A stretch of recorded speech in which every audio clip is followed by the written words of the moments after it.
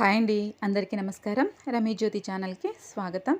Touch me not 40వ భాగంలోకి వెళ్దామా? ఇది చూసే ముందు భాగాలను చూడడం మర్చిపోవద్దు. ఇక కథలోకి వెళ్దాం. అప్పుడే తన గది నుండి బయటికి వచ్చిన అనురాధ అంశుని చూస్తూ, ఏంటమ్మా ఇక్కడే ఆగిపోయావే అని అడిగింది. ఆయన కనిపించడం లేదు అత్తమ్మ, దిగులుగా చెప్పింది అంశు. నిన్ను నిద్రలేపి ఇబ్బంది పెట్టడం ఎందుకు అని వెళ్ళిపోయాడు. తర్వాత ఫోన్ చేస్తా అన్నాడు చెప్పింది అనురాధ. అదేంటత్తమ్మా, 6ంటికి వెళ్తా అన్నాడు కదా, ముందే ఎలా వెళ్ళాడు? అయినా అది నాకు ఇబ్బంది ఎలా అవుతుంది చెప్పండి? మీకు చెప్పకుండానే వెళ్ళిపోయాడా? మిమ్మల్ని నిద్ర లేపలేదు అని అడిగింది అంశు. లేదమ్మా, నన్ను నిద్రలేపి నాకు చెప్పి వెళ్ళిపోయాడు అంది అనురాధ. అంటే మీరు తల్లి కాబట్టి తన వారు అనుకుని చెప్పి వెళ్ళాడు. నన్ను ఇంకా పరాయి దానిలాగానే అనుకుంటున్నాడు కదా, అందుకే ఇబ్బంది పెట్టడం ఎందుకని అంత దూరం వెళ్తుంటే కూడా కనీసం చెప్పకుండా వెళ్ళిపోయాడు అంటూ బాధపడింది అంశు. మరీ అంతలా బాధపడాల్సిన అవసరం లేదు అంశు. వాడు ఫోన్ చేస్తాడు కదా, కాసేపు ఆగితే. నిజంగానే నిన్ను ఇబ్బంది పెట్టడం ఎందుకు అనుకున్నాడు. నీ మీద ఇష్టంతోనే అలా చేశాడు, అది నువ్వు అర్థం చేసుకోవాలి అంటూ అంశుకి సర్ది చెప్పింది అనురాధ. అనురాధ ఎంత చెప్పినా కూడా అంశుకి బాధగానే అనిపించింది. వెళ్ళి బెడ్పై కూర్చొని ఆలోచనల్లో పడింది. ఒక గంట తర్వాత దేవ్ నుండి ఫోన్ వచ్చింది. ఫోన్ ఎత్తి చెవి దగ్గర పెట్టుకుంది అంశు. లేచావా అంశు అని అడిగాడు దేవ్. మాట్లాడలేదు అంశు. ఏంటి సైలెంట్గా ఉన్నావు అన్నాడు. అయినా ఏమీ మాట్లాడలేదు అంశు. ఓహో, కోపం వచ్చిందా నీకు చెప్పలేదని అన్నాడు దేవ్. అయినా ఏమీ మాట్లాడలేదు అంశు. అయితే నాతో మాట్లాడవా అన్నాడు దేవ్. ఎలా మాట్లాడతావు? అసలు అలా ఎవరైనా చేస్తారా? అసలు ఇక్కడ నీపైన దేవ్కి ప్రేమ ఉంది అని ఎక్కడైనా కనిపిస్తుందా? చెప్పు నువ్వే. అతని వెంట పడుతూ ఉన్నావు. నిన్ను ఎప్పుడు అయినా పట్టించుకున్నాడా అసలు? అలా నిన్ను తప్పించుకుని వెళ్ళడం ఏంటి? నేను ఎక్కడా చూడలేదు. అబ్బాయిలు వాళ్ళే ఛాన్స్ తీసుకుంటారు. అలాంటిది నువ్వు ఛాన్స్ ఇచ్చినా కూడా అలా తప్పించుకుని వెళ్ళాడంటే నాకేదో తేడా కొడుతుంది. అతను ఏమైనా పూజకి పనికిరాని పువ్వు అని ఆధార్ అంటుండగానే చేతిలో ఉన్న బ్యాగ్ తీసుకుని ఆధార్ని ఒక్కటి పీకింది అంశు. అంశు అలా కొట్టడంతో, అబ్బా నీకేమైనా పిచ్చా? ఎందుకు అలా కొడుతున్నావు? నేనేమైనా అబద్ధం చెప్పానా చెప్పు. నీకు ఇంకా అర్థం కావడం లేదా నీకు? ఇప్పుడు అర్థమైంది నాకు. నువ్వు ఎందుకు అతని నుండి పారిపోవాలి అనుకుంటున్నావు. ఇక ఇదంతా అనవసరం. పద, ఎక్కడికి వెళ్తావు? నేను నీకు సహాయం చేస్తాను. అది సరే, నేను బాయ్ ఫ్రెండ్తో వెళ్తున్నావు అనుకున్నా. మొగుడు బాయ్ ఫ్రెండ్ ఒకరే కదా, మరి ఎవరి కోసం వెళ్తున్నావు? ఓ, అతడి నుండి పారిపోదామనుకుంటున్నావా? పుట్టింటికి వెళ్దామనుకుంటున్నావా ఏంటి? నీకు తెలియదా అంశు? పుట్టింటికి వెళ్ళినా తిరిగి తీసుకొచ్చి అక్కడే దింపుతారు. ఒక పని చెయ్యి, నాతో పాటు వచ్చేయి అన్నాడు ఆధార్. లేచి నిలుచుని ఆధార్ వైపు వేలు చూపిస్తూ, ఎక్కువ మాట్లాడుతున్నావు అని అంది అంశు. అలాంటి వాడితో ఎన్నాళ్ళని కాపురం చేస్తావో చెప్పు. నేను నిన్ను పువ్వుల్లో పెట్టి చూసుకుంటాను. నువ్వంటే నాకు ప్రాణం. నాతో వచ్చేసేయ్, అతనికి విడాకులు ఇచ్చేయి అన్నాడు ఆధార్. పిచ్చి పిచ్చిగా వాగకు. అసలు ఏం తెలుసు నీకు? దేవ్కి అలాంటి ప్రాబ్లం ఉందని నీతో చెప్పానా? నువ్వే ఏదేదో ఊహించేసుకుంటున్నావు. అయినా నీతో వస్తా అని ఎలా అనుకుంటున్నావు? ఉక్రోషంగా అంది అంశు ముక్కుపుటలను ఎగరేస్తూ. ఎందుకు రావు? నువ్వంటే నాకు చాలా ఇష్టం అన్నాడు ఆధార్. కానీ నాకు లేదు అంది అంశు మొహం తిప్పుకుంటూ. కానీ నాకు మాత్రం నువ్వే కావాలి అన్నాడు ఆధార్. ఇష్టం లేదంటే అర్థం కావడం లేదా? అసలు నీతో ఇంతసేపు కూర్చొని మాట్లాడడం నా తప్పు. ఇంకెప్పుడు నన్ను కలవాలని ప్రయత్నించొద్దు. వెళ్ళిపో ఇక్కడి నుండి, నన్ను మర్చిపో అని అంది అంశు. ఒక విషయం చెప్పు. నువ్వు మీ అమ్మ దగ్గరికి వెళ్ళి నా గురించి పట్టించుకోకు, నన్ను మర్చిపో అని అంటే మీ అమ్మ నిన్ను మర్చిపోతుందా? నీ గురించి పట్టించుకోవడం మానేస్తుందా అని అడిగాడు ఆధార్ సూటిగా అంశు కళ్ళల్లోకి చూస్తూ. అలా ఎందుకు చేస్తుంది? ఆవిడ మా అమ్మ అని అంది అంశు. నా ప్రేమ కూడా అలాంటిదే. అందుకే నువ్వు ఇంత చీదరించుకుంటున్నా, చిరాకు పడుతున్నా నీ వెనకే వస్తున్నాను. నీ సమస్య ఏంటో తీర్చాలని. కానీ నువ్వు చెప్పేదంతా వింటుంటే అనవసరంగా నువ్వంటే ఇష్టం లేని వాడి వెంట పడుతున్నావని అనిపిస్తుంది. నా దృష్టిలో నువ్వు ఎంతో అమూల్యం. అలాంటిది వాడి వెంట ఇంత దిగజారిపోయి పడడం నాకు ఏమాత్రం నచ్చడం లేదు అని అన్నాడు ఆధార్. 2 క్షణాలు అతని ప్రేమకు మైమరిచిపోయి అతని కళ్ళల్లోకే చూస్తూ నిలబడింది అంశు. వెంటనే లేచి, ఇక నీకు నాకు సెలవు అంటూ 2 అడుగులు ముందుకు వేసింది అంశు. అంశు చెయ్యి పట్టుకొని ఆపేశాడు ఆధార్. అతని కళ్ళల్లోకి చూసింది. ఒక్క క్షణం కూడా నిన్ను విడిచి నేను ఉండలేను అని చెప్తున్నట్లుగా అనిపించాయి ఆ కళ్ళు. కానీ అతని మాటలకి, అతని చేష్టలకి కరిగితే ఏమవుతుందో అన్న భయంతో ఆ చేతిని వదిలించుకోవాలని చూసింది అంశు. సరే, ఏం జరిగిందో పూర్తిగా చెప్పు. నేను మధ్యలో మాట్లాడను. నీకు తెలుసుగా నా పేరు ఏంటో. ఇప్పుడు నువ్వు ఇలా మధ్యంతరంగా వదిలేసి వెళ్ళిపోతే నాకు నిద్ర కూడా పట్టదు. మిగిలిన కథ కూడా చెప్పు అన్నాడు ఆధార్. అతను తనని వదలడని అర్థం అవ్వడంతో వచ్చి పక్కనే కూర్చుని మళ్ళీ చెప్పడం మొదలుపెట్టింది అంశు. అంశు, నిన్నే మాట్లాడవా? బాగా అలసిపోయి ఉంటావు కదా, నిద్ర లేపడం ఎందుకని వెళ్ళిపోయాను. సారీ, క్షమించు అన్నాడు దేవ్. అయినా మాట్లాడలేదు అంశు. నీకు ఒక గుడ్ న్యూస్ చెప్తాను అన్నాడు దేవ్. గుడ్ న్యూస్ అనగానే కళ్ళు అరమోడ్పు తెరుచుకుని, ఏంటి గుడ్ న్యూస్? ఈరోజు వచ్చేస్తున్నావా అని అంది అంశు ఆతృతగా. అబ్బా, మరీ అంత ఆశ పనికిరాదమ్మా. ఈరోజు కాదు కానీ 15 రోజుల్లో వస్తాను అన్నాడు దేవ్. నిరుత్సాహపడింది అంశు. ముందు 1 మంత్ అని చెప్పాను కదా, ఇప్పుడు 15 రోజులు అని చెప్తున్నాను. కాస్త సంతోషపడొచ్చుగా అన్నాడు దేవ్. సరే, ఎదురు చూస్తా అంది అంశు. మీ ఇంటికి వెళ్తావా అడిగాడు దేవ్. లేదు, వెళ్ళను. ఇక్కడ అత్తయ్య ఒక్కటే ఉందిగా, ఇక్కడే ఉంటాను అంది అంశు. సరే, ఇంతకీ కోపం పోయిందా అన్నాడు. పోలేదు. నువ్వు ఇలా చేయడం నాకేమీ నచ్చలేదు అంది అంశు. సరే సరే, ఇంకెప్పుడు ఇలా చేయనులే. అయినా ఆ అవసరం కూడా రాదు, సరేనా?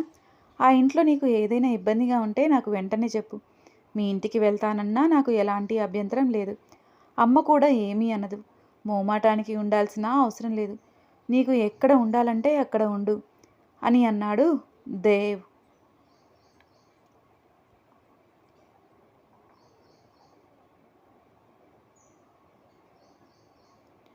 మరొక భాగాన్ని కూడా ఇక్కడే కలుపుతున్నాను, గమనించగలరు. 41వ భాగంలోకి వెళ్దామా?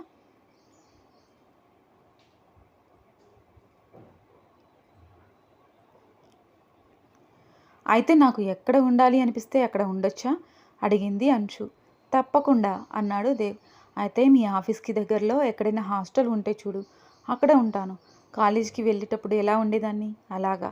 కనీసం రోజుకు 1 గంట సేపైనా నీతో గడపొచ్చు అని అంది అంశు. 1 నిమిషం పాటు మౌనంగా ఉండిపోయాడు దేవ్. ఆ తర్వాత, అలా ఏం బాగుంటుంది చెప్పు? అయినా ఎన్ని రోజులు? ఇంకా 15 రోజులు అంతే కదా. మరీ నువ్వు ఇలా ఆలోచించకు అంశు. అన్నట్లు నువ్వు ఇంకా చదువుకోవాలంటే చదువుకోవచ్చు, జాబ్ చేయాలంటే చేయొచ్చు. నీకు ఫుల్ ఫ్రీడమ్ ఉంటుంది, సరేనా?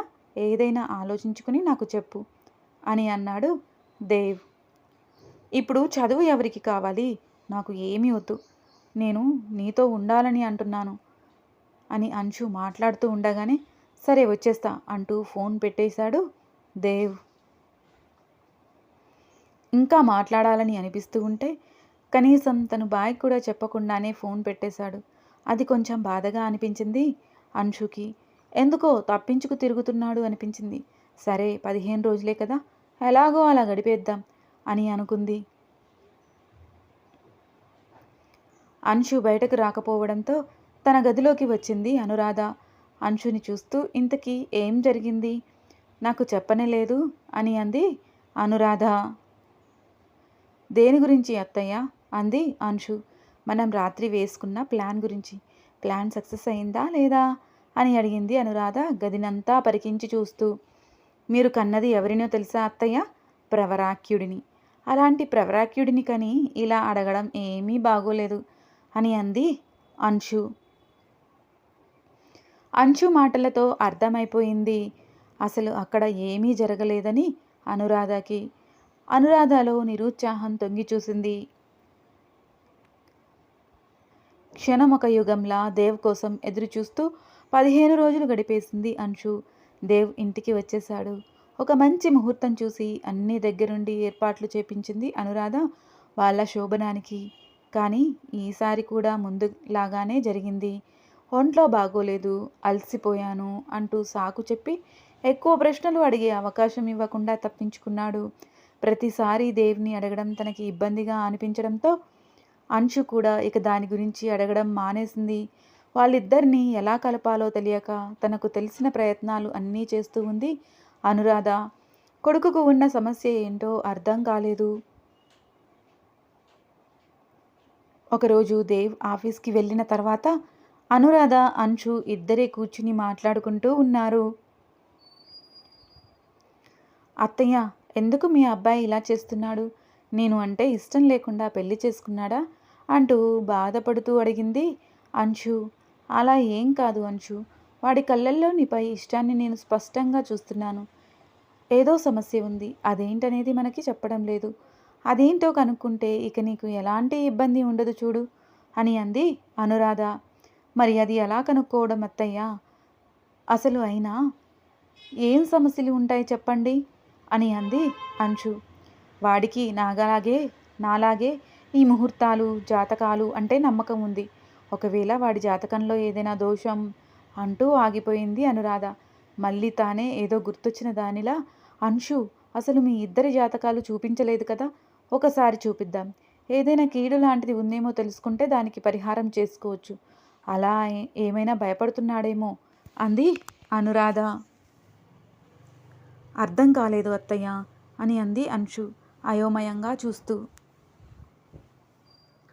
అంటే ఇప్పుడు ఒక జంటకి పెళ్ళి అయినప్పుడు వాళ్ళు ఇద్దరిలో ఒకరు శోభనం జరగడం వల్ల చనిపోతారు. అలాంటి జాతకం ఉన్న వాళ్ళు కూడా ఉంటారు. మీ ఇద్దరి జాతకం కలిసిందా లేదా, అలాంటి సమస్య ఏదైనా ఉందా కనుక్కుందాం. ఇంకా ఒక సినిమాలో చూపించారు చూసావా, ప్రెగ్నెంట్ అయ్యి పిల్లలు పుడితే ఆవిడ చనిపోతుంది అని చెప్తారు. ఇక శోభనం జరగనివ్వదు ఆ పిల్ల. అలాగా నీకోసం ఆలోచిస్తున్నాడేమో, లేదా తన కోసం ఆలోచిస్తున్నాడేమో. ఇవన్నీ కనుక్కుంటే అలా ఏదైనా సమస్య ఉందేమో మనకు తెలుస్తుంది కదా, అప్పుడు ఆ భయాన్ని మనం పోగొట్టచ్చు అని అంది అనురాధ.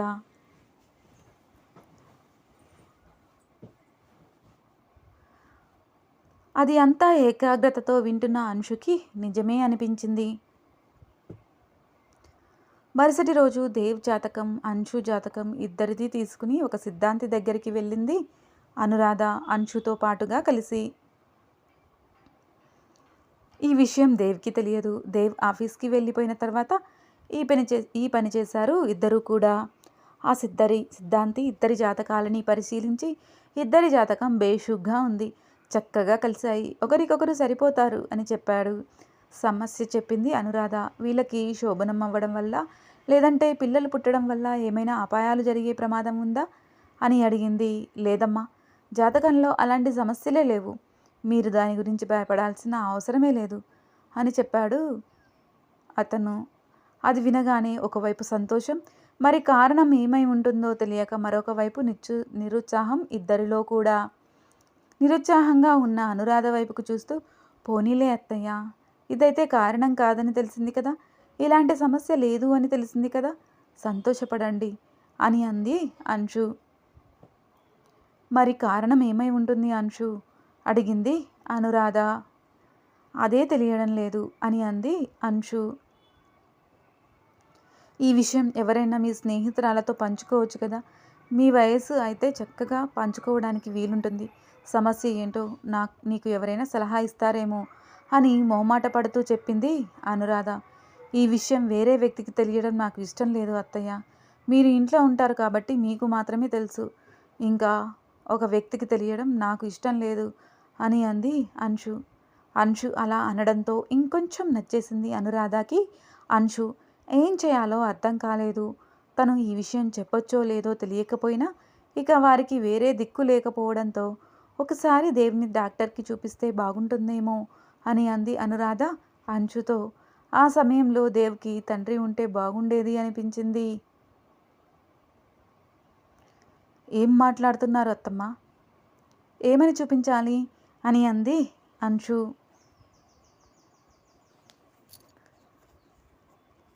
ఏమో,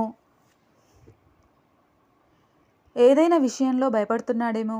మీ ఇద్దరే వెళ్ళి హాస్పిటల్లో కలిసి రండి. నేనే ఈ విషయం చెప్పినట్లుగా దేవ్కి అస్సలు తెలియద్దు అని అంది అనురాధ. ఏమీ మాట్లాడలేదు అంశు. ఆ పని చేయడం ఎంత కష్టమో తనకు బాగా తెలుసు.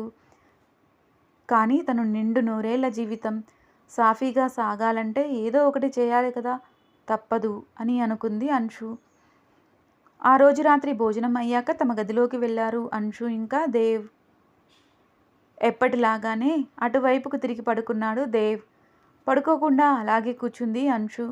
అంశు పడుకోకపోవడం గమనించిన దేవ్ లేచి కూర్చుని, ఏంటి అంశు, ఏమైనా ఇబ్బందా అని అడిగాడు. విషయం దేవ్కి ఎలా చెప్పాలో అర్థం కాక కక్కలేక మింగలేక అన్నట్లుగా దేవ్ వైపుకు చూస్తూ గుటకలు మింగుతూ ఉంది అంశు. అంశు చేయిపై చేయి వేస్తూ, ఏంటి, ఎందుకు అలా ఉన్నావు అని మళ్ళీ అడిగాడు దేవ్. ఒక విషయం చెప్పాలి, కానీ నువ్వు ఏమనుకుంటావో, ఏమైనా బాధపడతావేమో అని చెప్పాలో వద్దో తెలియడం లేదు అని అంది అంశు. కొనసాగుతుంది. ఇప్పుడు అంశు చెప్పిన విషయానికి దేవ్ ఎలా స్పందిస్తాడు? హాస్పిటల్కి వెళ్ళడానికి ఒప్పుకుంటాడా లేదా?